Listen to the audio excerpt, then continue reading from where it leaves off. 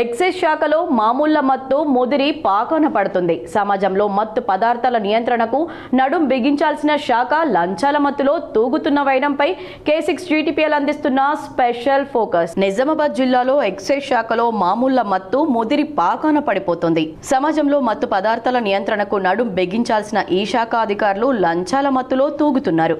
అక్రమ దందాలకు ఆశ్రయం ఇచ్చే బడా వ్యాపారస్తుల నుంచి అవినీతి సొమ్ము పొందేందుకు అధికారులు ఇన్ఫార్మర్ల ముసుగులో చెలగాట మాడుతున్నారని ఆరోపణలు వెల్లువెత్తుతున్నాయి. ముఖ్యంగా ఆర్థికంగా వెనకబడి జల్సాలకు అలవాటు పడ్డ యువతను వాడుకుంటూ ఎక్సైజ్ అధికారులు అక్రమ వ్యాపారులు ఆడుతున్న ఈ డ్రామా తాజాగా బహిరంగ రహస్యంగా మారింది. జిల్లాలో అక్రమంగా కొనసాగుతున్న మత్తు, కల్లు, గుల్ఫారం వ్యాపారం నుంచి మొదలుకొని విచ్చలవిడిగా సాగుతున్న గంజాయి స్మగ్లింగ్ వరకు అంతా అధికారుల కనుసన్నల్లోనే కొనసాగుతుందన్న విమర్శలు తీవ్రతరమయ్యాయి. ఇటీవల గంజాయి ముఠాలను పట్టుకున్న ఎక్సైజ్ అధికారులు ప్రధాన నిందితులను ఎందుకు పట్టుకోవడం లేదని విమర్శలు ఉన్నాయి. గత వారం క్రితం జిల్లా ఎక్సైజ్ అధికారి అసిస్టెంట్ కమిషనర్ మల్లారెడ్డి గత 6 సంవత్సరాలుగా ఇక్కడే తిష్టవేసి అందిన కాడికి దండుకున్న కోట్ల రూపాయల సంపాదనను ఏసీబీ అధికారులు సోదాలు చేసి గుట్టు రట్టు చేశారు.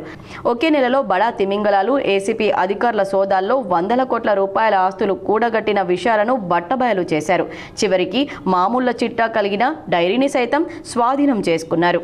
ఏది ఏమైనా నిజామాబాద్ జిల్లాలో ఎక్సైజ్ శాఖలో కానిస్టేబుల్ నుండి జిల్లా స్థాయి అధికారి వరకు అవినీతికి పాల్పడడంతో అక్రమ వ్యాపారులు 3 గంజాయి పొట్లాలు 6 ఆల్ఫాజోమ్ సంచులుగా కొనసాగుతుందనే గుసగుసలు వినబడుతున్నాయి.